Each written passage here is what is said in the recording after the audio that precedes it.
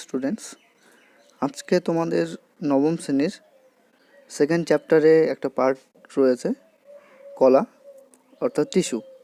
সেই বিষয়ে আমরা আলোচনা করব। আমরা আমাদের চারপাশে বিভিন্ন ধরনের প্রাণী ও উদ্ভিদ দেখতে পাই। প্রাণীদের মধ্যে যেরকম হচ্ছে বাঘ, ক্যাঙ্গারু, গরিলা, ঘোড়া, মানুষ, বাদুড় ইত্যাদি।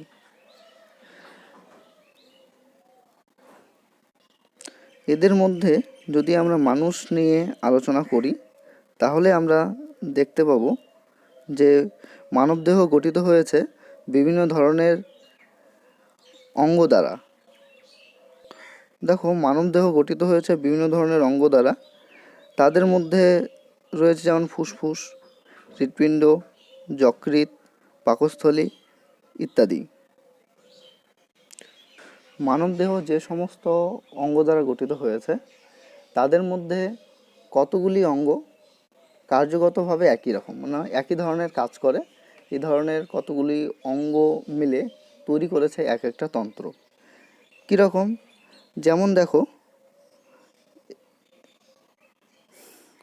দেখো যে মুখছিদ্র, গ্রাসনালী, পিত্তাশয়, যকৃৎ, পাকস্থলী, অগ্ন্যাশয়, ডিওডিনাম, বৃহদন্ত্র, ক্ষুদ্রান্ত, কোলন, অ্যাপেন্ডিক্স, মলাশয়, বায়ু, এই প্রত্যেকটাই হচ্ছে এক একটা অঙ্গ। কিন্তু এই সমস্ত অঙ্গ মিলে তৈরি করেছে একটা তন্ত্র, যে তন্ত্রটার নাম হচ্ছে পৌষ্টিকতন্ত্র। তোমরা ছবিতে এই যে দেখতে পাচ্ছ, এটা হচ্ছে পৌষ্টিকতন্ত্র। এই পৌষ্টিকতন্ত্র গঠনের জন্য প্রয়োজন কতগুলো অঙ্গ, অর্থাৎ কতগুলো অঙ্গ মিলে এই পৌষ্টিকতন্ত্র গঠিত হয়েছে। সেই সমস্ত কী অঙ্গ? যেমন পিত্তাশয় একটা অঙ্গ, যকৃৎ একটা অঙ্গ, পাকস্থলী একটা অঙ্গ, অগ্ন্যাশয় একটা অঙ্গ, ডিওডিনাম একটা অঙ্গ, বৃহদন্ত্র একটা অঙ্গ, ক্ষুদ্রান্ত একটা অঙ্গ, অ্যাপেন্ডিক্স একটা অঙ্গ, মলাশয় একটা অঙ্গ। এই প্রত্যেকটা হচ্ছে এক একটা অঙ্গ। এই অঙ্গসমূহ দ্বারা গঠিত হয়েছে এই সম্পূর্ণ পৌষ্টিকতন্ত্রটি। আবার দেখো, মানবদেহে রয়েছে রেচনতন্ত্র। সেই রেচনতন্ত্র গঠিত হয়েছে আবার কতগুলি অঙ্গ দ্বারা। কি সমস্ত সেই অঙ্গ? বৃক্ক, পশ্চাৎ মহাশিরা, গবিনী, মূত্রাশয়, মূত্রনালী, মুখছিদ্র, পৃষ্ঠ মহাধমনী, রেনাল ধমনী, রেনাল শিরা ইত্যাদি।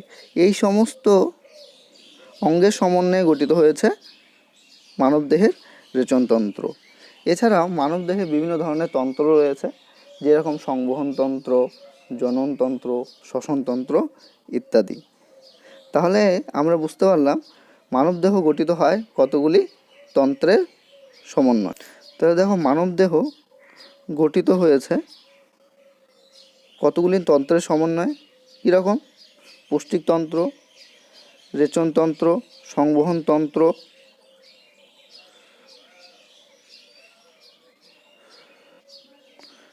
এছাড়াও রয়েছে জননতন্ত্র, শ্বসনতন্ত্র ইত্যাদি। দেখো, পৌষ্টিকতন্ত্র গঠিত হয়েছে কতগুলি অঙ্গ দ্বারা: মুখছিদ্র, গ্রাসনালী, পাকস্থলী, যকৃৎ, অগ্ন্যাশয়, বৃহদন্ত্র, ক্ষুদ্রান্ত, মলাশয় প্রভৃতি দ্বারা। আবার প্রত্যেকটা অঙ্গ গঠিত হয়েছে কতগুলি কোষের সমন্বয়ে। কতগুলি কোষ মিলে তৈরি হয়েছে এক একটা অঙ্গ। আর কতগুলি কলা সমন্বয়ে গঠিত হয়েছে এক একটা অঙ্গ। আর প্রত্যেকটা কলা গঠিত হয়েছে কতগুলি কোষের সমন্বয়ে। তাহলে এতটুকু ক্লিয়ার যে জীবদেহ এর মধ্যে রয়েছে এক বা একাধিক কোষ। যারা এককোষী প্রাণী, তাদের ক্ষেত্রে এককোষী প্রাণী বা জীব, তাদের ক্ষেত্রে রয়েছে একটি মাত্র কোষ। আর বহুকোষী জীবের ক্ষেত্রে তাদের সমগ্র দেহ গঠিত হয়েছে অনেকগুলো কোষের সমন্বয়ে। তো যাই হোক, কতগুলো কোষ মিলে যখন একই ধরনের কাজ করে, কোনো একটা স্পেসিফিক বা নির্দিষ্ট কাজ করে, তখন সেই কোষের সমষ্টিকে বলা হবে কলা। কতগুলা কলা মিলে তৈরি হয় এক একটা অঙ্গ, আর কতগুলি অঙ্গের সমন্বয়ে তৈরি হয় এক একটা তন্ত্র, আর কতগুলি তন্ত্রের সমন্বয়ে গঠিত হয় সমগ্র জীবদেহ। তাহলে জীবদেহ গঠনের রূপরেখাটি হবে কোষের সমষ্টি হচ্ছে কলা, কতগুলো কলার সমষ্টি এক একটা অঙ্গ, কতগুলো অঙ্গের সমষ্টি হচ্ছে এক একটা তন্ত্র, কতগুলো তন্ত্রের সমষ্টি হচ্ছে সমগ্র জীবদেহ। আমরা বিষয়টাকে বোঝার জন্য একটু একটা ডায়াগ্রামের সাহায্য নেব। দেখো এখানে আমি দুটা কোষ দেখিয়েছি, কিন্তু দুই বা ততোধিক কোষ হতে পারে, কিন্তু বোঝার সুবিধার্থে আমি দুটা কোষ নিয়েই বিষয়টিকে আলোচনা করেছি। যে কয়েকটি কোষ মিলে তৈরি হচ্ছে এক একটা কলা, কতগুলি কলা মিলে তৈরি হচ্ছে এক একটা অঙ্গ, কতগুলি অঙ্গের সমন্বয়ে গঠিত হচ্ছে এক একটা তন্ত্র, আর কতগুলি তন্ত্রের সমন্বয়ে গঠিত হচ্ছে সমগ্র জীবদেহ। অর্থাৎ সমগ্র জীব তৈরি হয়েছে কতগুলো তন্ত্রের সমন্বয়ে, প্রত্যেকটা তন্ত্র গঠিত হয়েছে এক একটা কতগুলো অঙ্গ মিলে, আর প্রত্যেকটা অঙ্গ মিলে তৈরি হচ্ছে কতগুলি কলা মিলে, আর প্রত্যেকটা কলা তৈরি হচ্ছে কতগুলি কোষ দ্বারা। অর্থাৎ আলটিমেটলি দাঁড়িয়ে যাচ্ছে যে জীবদেহ গঠিত হয়েছে কতগুলি কোষের দ্বারা। তাহলে আমরা বুঝতে পারলাম কতগুলি কোষ মিলে তৈরি হয় এক একটা কলা। এই কলা বিষয়ে আজকে আমরা আলোচনা করব। জীব বলতে প্রাণী ও উদ্ভিদ উভয়কেই বোঝায়। অর্থাৎ প্রাণীর ক্ষেত্রেও কতগুলি কোষ যখন স্পেসিফিক বা নির্দিষ্ট কোনো একটা কাজ করে তখন সেটাকে বলা হবে কলা। অর্থাৎ প্রাণীদেহের ক্ষেত্রে রয়েছে প্রাণীকলা। উদ্ভিদের ক্ষেত্রেও কতগুলি কোষ যখন সম্মিলিত হয়ে একটা স্পেসিফিক বা নির্দিষ্ট কাজ করে তখন সেক্ষেত্রেও গঠিত হয় কলা, তখন সেটাকে বলা হবে উদ্ভিদ কলা। অর্থাৎ আমরা দু ধরনের কলা নিয়ে আলোচনা করব, একটা হচ্ছে প্রাণী কলা আর একটা হচ্ছে উদ্ভিদ কলা। তবে আজকের আলোচনায় থাকছে শুধু উদ্ভিদ কলা।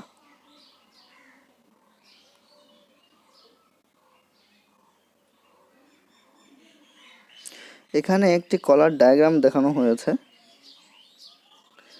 দেখো, কলা মানেই হচ্ছে কতগুলো কোষের সমষ্টি। আমরা একটু আগে এই বিষয়টা নিয়ে আলোচনা করলাম। তো এই কলার ক্ষেত্রে অর্থাৎ এই ডায়াগ্রামটার ক্ষেত্রে দেখো যে এটা হচ্ছে একটা কোষ, এটা হচ্ছে একটা কোষ, এটা হচ্ছে আরেকটা কোষ, এটা হচ্ছে আরেকটা কোষ। মোট কথা কতগুলি কোষ মিলে তৈরি হয়েছে এই সমগ্র কলা। অর্থাৎ কলা আর কিছু না, কলা হচ্ছে কতগুলি কোষের সমষ্টি।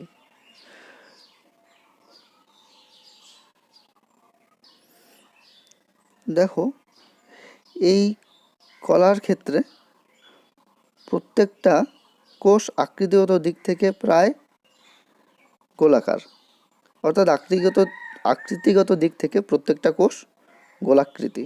অর্থাৎ আকৃতিগত দিক থেকে প্রত্যেকটা কোষ একই রকম। অর্থাৎ বলতে পারি আমরা একই ধরনের আকৃতি সম্পন্ন কোষের সমন্বয়ে কলা গঠিত হতে পারে। এই ডায়াগ্রামটার ক্ষেত্রে তোমরা দেখো যে এটা হচ্ছে একটা কলার ডায়াগ্রাম। এই ডায়াগ্রামের মধ্যেও প্রত্যেকটা কোষ ষড়ভুজাকৃতি। দেখো এই কোষটা ষড়ভুজাকৃতি, তার পার্শ্ববর্তী কোষটাও ষড়ভুজাকৃতি, তার পরবর্তী কোষটাও হচ্ছে ষড়ভুজাকৃতি, তার পরের কোষটাও হচ্ছে আকৃতিগত দিক থেকে ষড়ভুজাকৃতি।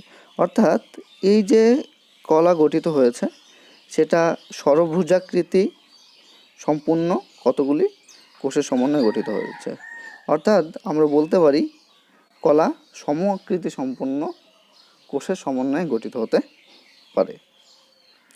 এই ডায়াগ্রামে আমরা দেখব কলার চারটি উপাদান, যেমন ট্রাকিট একটা উপাদান, ট্রাকি একটা উপাদান, জাইলেম তন্তু একটা উপাদান, জাইলেম প্যারেনকাইম। এই চার ধরনের উপাদান দ্বারা এক ধরনের কলা গঠিত হয়, যেই কলাটাকে বলা হবে জাইলেম কলা। অর্থাৎ জাইলেম কলা নিয়ে আমরা আলোচনা করব পরবর্তীতে। এখন আপাতত আমরা জেনে রাখি জাইলেম কোলা গঠিত হয় 4 ধরনের উপাদান দ্বারা। কি কি সেই 4 ধরনের উপাদান? ট্রাকিট, ট্রাকিয়া, জাইলেম তন্তু, জাইলেম প্যারেনকাইমা। এই 4 ধরনের উপাদান দ্বারা গঠিত হয় জাইলেম কলা। তো একটু আগে আমরা দেখলাম যে একই আকৃতি সম্পন্ন কোষের সমন্বয়ে কলা গঠিত হয়, কিন্তু এক্ষেত্রে দেখছি ভিন্ন ভিন্ন আকৃতি সম্পন্ন কোষের সমন্বয়ে কলা গঠিত হয়েছে। অর্থাৎ এর থেকে আমরা বলতে পারি কলা কতগুলি কোষের সমষ্টি, কিন্তু সেই কোষগুলি সম আকৃতি সম্পন্ন হতে পারে বা ভিন্ন আকৃতি সম্পন্ন হতে পারে। তার মানে কলার সংজ্ঞায় আমাদের একটা পয়েন্ট অবশ্যই উল্লেখ করতে হবে। কি সেই পয়েন্ট? যে কলা হচ্ছে কতগুলি কোষের সমষ্টি, সেই কোষগুলি সম আকৃতি সম্পন্ন হতে পারে আবার ভিন্ন আকৃতি সম্পন্ন হতে পারে। এখানে আমরা কলার যে ডায়াগ্রামটা দেখতে পাচ্ছি, সেই ডায়াগ্রামে যে সমস্ত কোষ রয়েছে, ধরো এই কোষের কাজ হচ্ছে খাদ্য প্রস্তুত করা, তার পার্শ্ববর্তী যে কোষটা থাকবে তারও কাজ কিন্তু খাদ্য প্রস্তুত করাই হতে হবে। তার পাশে যে কোষটা থাকবে তারও কাজ খাদ্য প্রস্তুত করা হবে। তার পার্শ্ববর্তী আরেকটা কোষ রয়েছে, এটারও কাজ হচ্ছে খাদ্য প্রস্তুত করা। অর্থাৎ কলার অন্তর্গত প্রত্যেকটা কোষ কার্যগত দিক থেকে একই রকম হতে হবে। একটু আগেই আমরা বললাম যে এটা হচ্ছে জাইলেম কলার 4টা উপাদান। এই 4টা উপাদানেরই কাজ হচ্ছে উদ্ভিদের মূলরম দ্বারা শোষিত জলকে পাতায় নিয়ে গিয়ে পৌঁছানো, অর্থাৎ রসের উৎসতে অংশগ্রহণ করা। আকৃতিগত দিক থেকে আলাদা রকম হলেও কার্যগত দিক থেকে কিন্তু প্রত্যেকটাই একই রকম। কেন কি? এই ট্রাকিডের কাজ হচ্ছে মূলরম দ্বারা শোষিত জল পাতায় নিয়ে গিয়ে পৌঁছানো, ট্রাকিয়ারও কাজ হচ্ছে মূলরম দ্বারা শোষিত জল পাতায় নিয়ে গিয়ে পৌঁছানো, জাইলেম তন্তুরও কাজ হচ্ছে মূলরম দ্বারা শোষিত জল পাতায় নিয়ে গিয়ে পৌঁছানো, জাইলেম প্যারেনকাইমারও কাজ হচ্ছে মূলরম দ্বারা শোষিত জল পাতায় নিয়ে গিয়ে পৌঁছানো। অর্থাৎ প্রত্যেকটি উপাদানেরই কাজ একই রকম। অর্থাৎ কলার সঙ্গে আমাদের একটা পয়েন্টস অবশ্যই উল্লেখ করতে হবে যে কলার অন্তর্গত প্রত্যেকটা কোষ কার্যগত দিক থেকে একই রকম।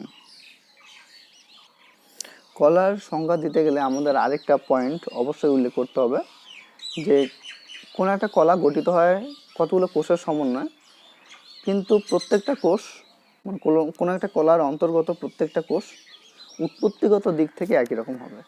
তাহলে কলার সংজ্ঞা দিতে গেলে আমাদের যে পয়েন্টসগুলো উল্লেখ করতে হবে সেই পয়েন্টগুলি হলো যে কলা হচ্ছে উৎপত্তিগতভাবে একই এবং কলার অন্তর্গত প্রত্যেকটা কোষ একই ধরনের কাজ করবে। কলার অন্তর্গত প্রত্যেকটা কোষ দেখতে একই রকম হতে পারে, অর্থাৎ আকৃতিগত দিক থেকে সম হতে পারে বা আকৃতিগত দিক থেকে ভিন্ন রকমও হতে পারে। আর কলার কিছুই নয়, কতগুলি কোষের সমষ্টি। তাহলে কলার যদি আমরা একটা পূর্ণ সংজ্ঞা দিই তাহলে আমাদের বলতে হবে উৎপত্তিগতভাবে একই কাজ করে এমন ধরনের সম বা ভিন্ন আকৃতি কোষের সমষ্টিকে কলা বা টিস্যু বলে। আজকে আমরা আলোচনা করব উদ্ভিদ কলা নিয়ে। উদ্ভিদ দেহ অনেকগুলি কোষের সমন্বয়ে গঠিত। সেই কোষ একই কাজ করবে এই ধরনের কতগুলি কোষ মিলিয়ে তৈরি করেছে কলা। তো যাই হোক, উদ্ভিদ দেহ গঠিত হয়েছে কতগুলি কলার সমন্বয়ে, এই কথাটাও আমরা বলতে পারি। তো একটা জিনিস দেখো, আজকে যে চারা গাছটি রয়েছে, ধরো এটা একটা চারা গাছ। সেই চারা গাছটাই একটা সময় দৈর্ঘ্য ও প্রস্থে বৃদ্ধি পেতে পেতে বৃক্ষে পরিণত হবে। অর্থাৎ বৃক্ষে পরিণত হচ্ছে কিভাবে? যে চারা গাছের মধ্যে বিভিন্ন কলা রয়েছে এবং কলার অন্তর্গত প্রত্যেকটা কোষ অনবরত বিভাজিত হচ্ছে। অর্থাৎ কন্টিনিউয়াসলি একটা কোষ থেকে দুইটা কোষ, দুইটা কোষ থেকে চারটা কোষ, চারটা কোষ থেকে আটটা কোষ, অর্থাৎ এইভাবে এক একটা কোষ থেকে আরও অন্যান্য কোষ তৈরি হচ্ছে। এইভাবে কোষ বিভাজনের ফলে গাছটি দৈর্ঘ্য বৃদ্ধি পাচ্ছে, আবার প্রস্থ বৃদ্ধি পাচ্ছে। কিন্তু এভাবে যদি কোষ বিভাজিত হতেই থাকে তাহলে উদ্ভিদ বৃদ্ধি পেতেই থাকবে। সেভাবে বৃদ্ধি পেতে থাকলে উদ্ভিদ একসময় আকাশ ছুঁয়ে যেত, কিন্তু সেটা কি হয়? সেটা হয় না। কেন হয় না? কেন কি চারা গাছের মধ্যে যে কলাগুলি থাকে সেই কলার অন্তর্গত কোষগুলি ক্রমাগত বিভাজিত হয় ঠিকই, কিন্তু সেই কোষগুলো বিভাজিত হতে থাকে, এর ফলে উদ্ভিদ দৈর্ঘ্য ও প্রস্থে বৃদ্ধিপ্রাপ্ত হয়। কিন্তু যখন সেটা বৃক্ষে পরিণত হয়, অর্থাৎ একটা সময় আসে যখন সেই কলার অন্তর্গত কোষগুলি আর বিভাজিত হয় না। তার মানে যখন উদ্ভিদ বৃদ্ধিপ্রাপ্ত হয়, অর্থাৎ বৃদ্ধি ঘটে, তখন উদ্ভিদের কলার অন্তর্গত কোষগুলি বিভাজিত হয়। কিন্তু উদ্ভিদটি যখন বৃক্ষে পরিণত হয়, অর্থাৎ দৈর্ঘ্যে আর বৃদ্ধি পায় না, তখন সেই উদ্ভিদ দেহের যে কলাগুলি থাকে সেই কলার অন্তর্গত কোষগুলিও আর বিভাজিত হয় না। অর্থাৎ আমরা দেখতে পাচ্ছি যে উদ্ভিদ দেহে এক ধরনের কলা রয়েছে, যে কলার অন্তর্গত কোষগুলি বিভাজিত হয়, আর সেই উদ্ভিদটি যখন পরিপূর্ণ হয়ে যায়, অর্থাৎ বৃক্ষে পরিণত হয়, যখন আর বৃদ্ধিপ্রাপ্ত হয় না, তখন সেই উদ্ভিদ দেহে যে সমস্ত কলা থাকে সেই কলার অন্তর্গত কোষগুলি আর বিভাজিত হয় না। তার মানে উদ্ভিদ দেহে এক ধরনের কলা রয়েছে যে কলার কোষগুলি বিভাজিত হয়, আর উদ্ভিদ দেহে আরেক ধরনের কলা রয়েছে যে কলার অন্তর্গত কোষগুলি বিভাজিত হয় না। সেই অনুযায়ী কলাকে আমরা দুভাগে ভাগ করতে পারি।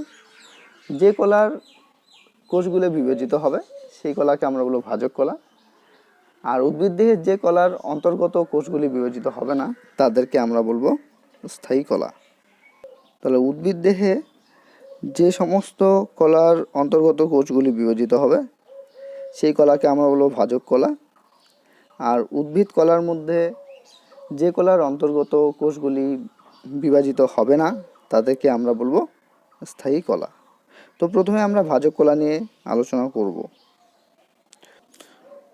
দেখো, ভাজক কলা, যাকে ইংরেজিতে বলা হয় মেরিস্টেমেটিক টিস্যু। মেরিস্টেমেটিক টিস্যু শব্দটা একটা গ্রিক শব্দ, মেরিস্টোস থেকে এসেছে। এই মেরিস্টোস কথার অর্থ হচ্ছে যেটা বিভাজিত হয় বা বিভাজনে সক্ষম বা বিভাজন করতে পারে। তো একটু আগে আমরা দেখলাম ভাজক কলার অন্তর্গত কোষগুলি বিভাজিত হতে পারে, সেই জন্য যেহেতু ভাজক কলার অন্তর্গত কোষগুলি বিভাজিত হতে পারে তাই এটার নাম রাখা হচ্ছে ভাজক কলা।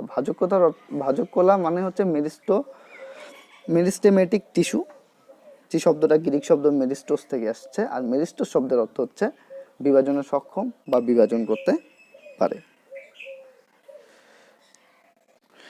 যেহেতু ভাজক কলার অন্তর্গত কোষগুলি ক্রমাগত বিভাজিত হয়, অর্থাৎ ভাজক কলার অন্তর্গত, ধরো ভাজক কলার অন্তর্গত একটা কোষ হচ্ছে এটা নিউক্লিয়াস, এই কোষ বিভাজিত হয়ে আরও দুটা কোষ তৈরি করলো। সেক্ষেত্রে এই কোষটি পরিপূর্ণ হওয়ার সময় পায় না। অর্থাৎ কোনো একটা কোষ কখন পরিপূর্ণ হবে? যখন সেই কোষটি আর বিভাজিত হবে না, তখন সেই কোষটির কোষ প্রাচীর দৃঢ় হবে, সাইটোপ্লাজমটা পূর্ণ হবে, নিউক্লিয়াসটা সুস্পষ্ট হবে। অর্থাৎ কোনো একটা কোষ তখনই পরিপূর্ণ হবে যখন সেই কোষটি আর বিভাজিত হবে না। কিন্তু কোনো একটা কোষ তৈরি হওয়ার পরপরই যদি সেই কোষটা বিভাজিত হয়ে আবার দুটা কোষে পরিণত হয়ে যায়, তাহলে সেই কোষটি পরিপূর্ণ হওয়ার কোনো চান্সই পায় না। যেহেতু কোনো একটা কোষ যদি বিভাজিত হয় তাহলে সেই কোষটি যেরকম পরিণত হওয়ার চান্স পায় না, ঠিক সেরকমভাবে অপরিণত অবস্থাতেই থেকে যায় এবং ক্রমাগত বিভাজিত হয়। তার মানে আমরা বুঝতে পারলাম যে ভাজক কলার কোষগুলি ক্রমাগত বিভাজিত হয়, আর ভাজক কলার কোষগুলি যেহেতু ক্রমাগত বিভাজিত হয়, কাজেই ভাজক কলার অন্তর্গত কোষগুলি সারা জীবন অপরিণত অবস্থাতেই থেকে যায়। তাহলে ভাজক কলার সংজ্ঞা আমরা কিভাবে দেব? দেখো, যে কলার কোষগুলি অপরিণত অবস্থায় থাকে এবং সবসময় বিভাজিত হয়ে নতুন অপত্য কোষ তৈরি করে তাকে ভাজক কলা বলে। এবার অবস্থান অনুযায়ী ভাজক কলা 3 ধরনের, আমরা একটু বিষয়টাকে দেখে নেব। মূল বা কাণ্ডের বর্ধনশীল অঞ্চলে যে কলা থাকবে, ভাজক কলা থাকবে, তাকে বলা হবে অগ্রস্থ ভাজক কলা। উদ্ভিদ দেহে যে কলাগুলি পাতার গোড়ায় পর্বের মধ্যে উপস্থিত থাকে তাদেরকে আমরা বলবো নিবেশিত ভাজক কলা। আর উদ্ভিদ দেহে যে ভাজক কলা মানে উদ্ভিদ দেহে কাণ্ড আর মূলের পার্শ্বদেশে লম্বালম্বিভাবে থাকে তাদেরকে আমরা বলবো পার্শ্বস্থ ভাজক কলা। অর্থাৎ অবস্থান অনুযায়ী ভাজক কলা 3 ধরনের: অগ্রস্থ ভাজক কলা, নিবেশিত ভাজক কলা আর হচ্ছে পার্শ্বস্থ ভাজক কলা। আমরা একটু আগেই পড়লাম ভাজক কলার অন্তর্গত কোষগুলি ক্রমাগত বিভাজিত হয়। সেই বিভাজনের ফলে ভাজক কলার অন্তর্গত কোষগুলি পরিণত হওয়ার কোনো সুযোগ পায় না, সেই জন্য অপরিণত অবস্থাতেই থেকে যায়। যেহেতু ভাজক কলার কোষগুলি অপরিণত অবস্থাতেই থেকে যায় বা পরিণত হওয়ার চান্স পায় না, সেই জন্য ভাজক কলার কোষগুলিও আকারে বড় হতে পারে না। কোন একটা কোষ তখনই বড় হবে যখন সেই কোষটা পরিণত হওয়ার চান্স পাবে। যেহেতু ভাজক কলার অন্তর্গত কোষগুলি পরিণত হওয়ার চান্স পায় না, সেই জন্য সেই কোষগুলি আকারে বড় হওয়ার কোনো সুযোগও পায় না। অর্থাৎ ভাজক কলার অন্তর্গত কোষগুলি আকারে ছোট হয়। আর ভাজক কলার অন্তর্গত কোষগুলি সাধারণত গোলাকার, ডিম্বাকার বা বহুভুজাকার হয়ে থাকে। ভাজক কলা কোষগুলি যেহেতু অপরিণত অবস্থাতেই থেকে যায়, অর্থাৎ কোষগুলি ক্রমাগত যেহেতু বিভাজিত হয়, সেই জন্য ভাজক কলার কোষগুলি অপরিণত অবস্থাতে থেকে যায়। আর অপরিণত অবস্থাতে থাকার জন্য ভাজক কলার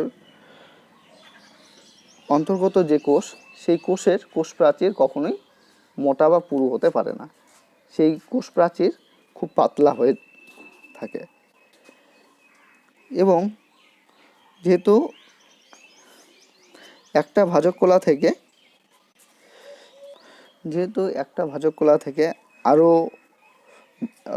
একটা ভাজক কলার অন্তর্গত কোষ থেকে সেই কোষ বিভাজিত হয়ে আরও নতুন কোষের সৃষ্টি করে, সেই জন্য ভাজক কলার অন্তর্গত কোষগুলির মধ্যে কোনো ফাঁকা স্থান থাকে না। যেমন তুমি ছবিতে দেখতে পাচ্ছ যে এই যে একটা ভাজক কলার কোষ, তার পার্শ্ববর্তী আরেকটা কোষ রয়েছে, তার পার্শ্ববর্তী আরও কোষ রয়েছে, তার পাশে আরেকটা, অর্থাৎ পরপর দুটো কোষের মধ্যে কোনো ফাঁকা স্থান নেই। অর্থাৎ কোষগুলি একটা আরেকটার সাথে ঘন সন্নিবিষ্ট অবস্থায় রয়েছে। অর্থাৎ ভাজক কলার কোষগুলির মধ্যে কোনো কোষান্তরন্ধ্র নেই। কোষান্তরন্ধ্র কথার অর্থ হচ্ছে দুটা কোষের মধ্যবর্তী যদি কোনো ফাঁকা স্থান থাকে। কীরকম বিষয়টি আমরা একটু দেখি। যেমন দেখো, এখানে একটা কোষ দেখানো রয়েছে, একটা কলা দেখানো রয়েছে। ধরো এই কলার অন্তর্গত এই যে একটা কোষ, তার পার্শ্ববর্তী এই যে একটা কোষ, তার পাশে এই যে একটা কোষ, তার পাশে এই যে একটা কোষ, কিন্তু এই 4টা কোষের মাঝখানে একটা ফাঁকা স্থান রয়েছে। এই যে একটা ফাঁকা স্থান, এই ফাঁকা স্থানটাকেই বলা হবে কোষান্তরন্ধ্র। কোষান্তরন্ধ্র আর কিছুই না, কলার অন্তর্গত কোষগুলির মধ্যবর্তী ফাঁকা স্থান, সেটাকেই বলা হয় কোষান্তরন্ধ্র। কিন্তু ভাজক কলার ক্ষেত্রে এ ধরনের কোনো কোষান্তরন্ধ্র দেখতে পাওয়া যায় না। যেহেতু ভাজক কলার কোষগুলি বিভাজনে সক্ষম, অর্থাৎ একটা কোষ বিভাজিত হয়ে আরও অন্যান্য অপত্য কোষ তৈরি করে, সেই জন্য যদি মাতৃকোষ কাকে বলছে, যে ধরো এটা হচ্ছে ভাজক কলার অন্তর্গত একটা কোষ, এই কোষটা বিভাজিত হয়ে দুটা কোষ তৈরি করেছে, এদিকে একটা কোষ আর এই পোষণটা থেকে তৈরি হয়েছে আরেকটা কোষ। তো দেখো, এখানে নিউক্লিয়াসটা ভাগ হয়ে এখানে চলে গেছে, আর অর্ধেকটা এখানে গিয়ে একটা নিউক্লিয়াস তৈরি করেছে। আর ভাজক কলার অন্তর্গত উপরের এই পোর্শনটুকু থেকে তৈরি হয়েছে একটা কোষ, আর এই কোষটা থেকে তৈরি হয়েছে, এই অর্ধেকটা পোর্শন থেকে তৈরি হয়েছে আরেকটা কোষ। এখন ভাবো, যদি এই কোষের মধ্যে পর্যাপ্ত পরিমাণে সাইটোপ্লাজম না থাকে, তাহলে এই অপত্য কোষের মধ্যেও পর্যাপ্ত পরিমাণে সাইটোপ্লাজম আসবে না, আর এই অপত্য কোষের মধ্যেও পর্যাপ্ত পরিমাণে সাইটোপ্লাজম আসবে না। যদি পর্যাপ্ত পরিমাণে সাইটোপ্লাজম না আসতে পারে, সেক্ষেত্রে এই কোষটি জীবিত অবস্থায় থাকতে পারবে না, এই কোষ দুটি। কাজেই ভাজক কলার অন্তর্গত কোষগুলির মধ্যে পর্যাপ্ত পরিমাণে সাইটোপ্লাজম থাকে, প্লাস যে ওদের নিউক্লিয়াসটা হয়, সেই যে এর মধ্যে নিউক্লিয়াস থাকবে, সেই নিউক্লিয়াসটা ভেঙে তো দুটো নিউক্লিয়াস তৈরি করছে, আর সেই অর্ধেকটা করে নিউক্লিয়াস থেকেই তৈরি হচ্ছে এই সম্পূর্ণ নিউক্লিয়াস। অর্থাৎ যদি এর অন্তর্গত নিউক্লিয়াসটি মধ্যে মানে সুস্পষ্ট না হয়, অর্থাৎ উন্নত মানের না হয়, সেক্ষেত্রে এই নিউক্লিয়াস থেকে উৎপন্ন হওয়া এই নিউক্লিয়াসটা সুস্পষ্ট হবে না, তার থেকে উৎপন্ন হওয়া এই নিউক্লিয়াসটা সুস্পষ্ট হবে না। কাজেই ভাজক কলার অন্তর্গত প্রত্যেকটা কোষের মধ্যে পর্যাপ্ত পরিমাণে সাইটোপ্লাজম থাকে, আর সেই কোষের অন্তর্গত যে নিউক্লিয়াস, সেই নিউক্লিয়াসটাও সুস্পষ্ট হয়ে থাকে। ভাজক কলার অন্তর্গত প্রত্যেকটা কোষ একটা আরেকটার গা ঘেঁষে থাকে, অর্থাৎ ঘন সন্নিবিষ্ট অবস্থায় থাকে। পরপর দুটা কোষের মধ্যে কোনো ফাঁকা স্থান নেই। পরপর দুটা কোষের মধ্যে আমরা কোনো ফাঁকা স্থান দেখতে পাবো না। অর্থাৎ ভাজক কলার অন্তর্গত কোষগুলি ঘন সন্নিবিষ্ট অবস্থায় থাকে। যেহেতু ভাজক কলার অন্তর্গত প্রত্যেকটা কোষ ক্রমাগত বিভাজিত হয় এবং অপরিণত অবস্থাতেই থেকে যায়, ঠিক সেই কারণে ভাজক কলার অন্তর্গত যে কোষগুলি, সেই কোষের মধ্যে ভ্যাকুয়াল তৈরি হওয়ার কোনো চান্স পায় না। অর্থাৎ ভ্যাকুয়াল মানে কি? ভ্যাকুয়াল মানে হচ্ছে কোষের মধ্যে একটা ফাঁকা স্থান, যেটাকে আমরা কোষ গহ্বরও বলে থাকি। যদি ফাঁকা স্থান বা কোষ গহ্বর থাকে, তাহলে পর্যাপ্ত পরিমাণে সাইটোপ্লাজম থাকতে পারবে না। আর পর্যাপ্ত পরিমাণে ভাজক কলার মধ্যে সাইটোপ্লাজম থাকে, আমরা এর আগের পয়েন্টসে পড়লাম। অর্থাৎ পর্যাপ্ত পরিমাণে যে সাইটোপ্লাজম যাতে থাকতে পারে, সেজন্য ভাজক কলার অন্তর্গত কোষগুলির মধ্যে কোনো ভ্যাকুয়াল থাকে না। তাহলে আমরা ভাজক কলার বৈশিষ্ট্যগুলি একবার আলোচনা করে দেখি। ভাজক কলার অন্তর্গত বৈশিষ্ট্যগুলি আমরা একটু আলোচনা করি। ভাজক কলার বৈশিষ্ট্যগুলি কী কী হবে? ভাজক কলার কোষগুলি আকারে ছোট, সাধারণত গোলাকার, ডিম্বাকার বা বহুভুজাকার হয়। ভাজক কলার কোষগুলির কোষ প্রাচীর খুব পাতলা হয়, আর কোনো কোষান্তরন্ধ্র থাকে না। ভাজক কলার প্রত্যেকটা কোষে সাইটোপ্লাজম পূর্ণ থাকে এবং নিউক্লিয়াস সুস্পষ্ট হয়ে থাকে। ভাজক কলার কোষগুলি একটা আরেকটার গা ঘেঁষে থাকে, অর্থাৎ ঘন সন্নিবিষ্ট অবস্থাতেই থাকে। ভাজক কলার অন্তর্গত কোষগুলির মধ্যে সাধারণত ভ্যাকুয়াল থাকে না। ভাজক কলার কাজ কি? উদ্ভিদ দেহে যত ধরনের কলা থাকে, সমস্ত ধরনের কলাই কিন্তু ভাজক কলা থেকেই উৎপন্ন হয়। অর্থাৎ উদ্ভিদ দেহে যে ধরনেরই কলা থাক, তার কিন্তু উৎসস্থল বলা যায় ভাজক কলা।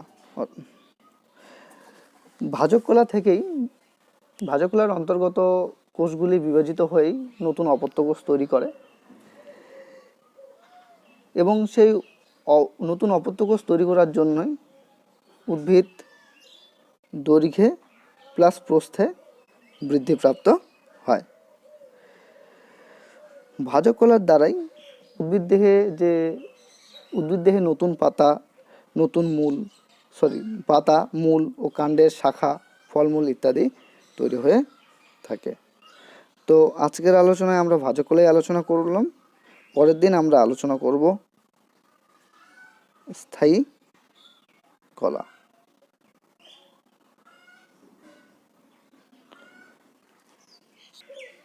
Please like, comment and share. Thanks for watching.